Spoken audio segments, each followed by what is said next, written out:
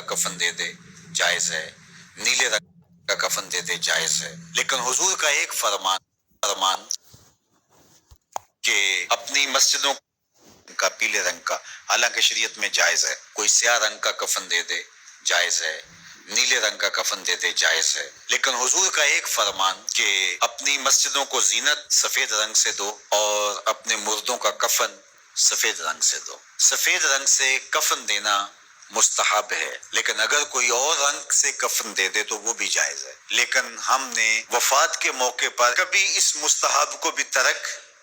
نہیں کیا، یعنی غم کا موقع ہو تو ہم مستحب بھی ترک نہیں کرتے،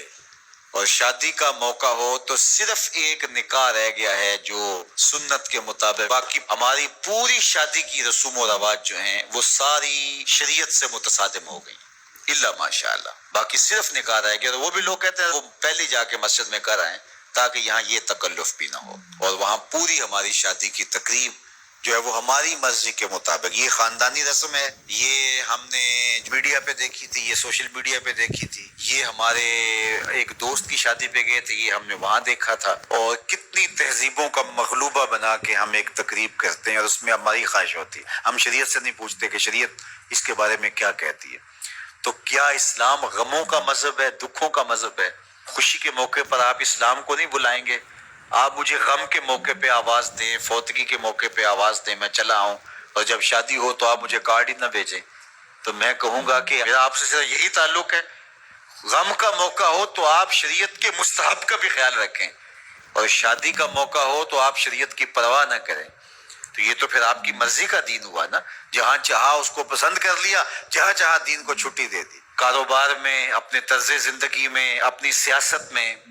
اپنی پارلیمنٹ میں، اپنی کچہریوں میں، اپنی عدالت میں، اپنے میڈیا ہاؤسز میں، کہیں دین نہیں ہے۔ دین کہاں رہ گیا؟ اللہ اکبر، اقبال نے جو شکوہ میں کہا کہ اگر مسجد میں صف آ رہا ہوتا ہے تو غریب، دین غریبوں کے پاس رہ گیا، دولت بڑھتی جاتی ہے تو دین بھی مرضی کا ہوتا جاتا ہے، مولوی صاحب کو پابند کرنے چاہتے ہیں لوگ کہ آپ اس طرح کا دین دے جس طرح ہم چاہتے ہیں، تو یہ تو اپنی خواہش اور آرزو اور تمنا کا نتیجہ ہوا۔ تو اللہ فرماتا ہے پھر یہ کیا ہوگا اگر تم ایسا کرو گے، تو آخرت رہی، وہاں تو اشد عذاب تمہیں ہوگا ہی، دنیا میں بھی تمہارے لیے خزی رسوائی ہے۔ اور آج ہمارا مسئلہ کیا ہے؟ آج ہم نہ دنیا دار ہیں نہ دین دار ہیں، کافر تو سیدھے سیدھے کافر ہیں اور اپنا ان کا نظام ہے اور اس نظام کے مطابق چل رہے ہیں، اور ہم کیا ہیں؟ ہم رادے بٹیر اور رادے تیتر، کبھی ہم کہتے ہیں ہم مسلمان ہیں اور کبھی کہتے ہیں نہیں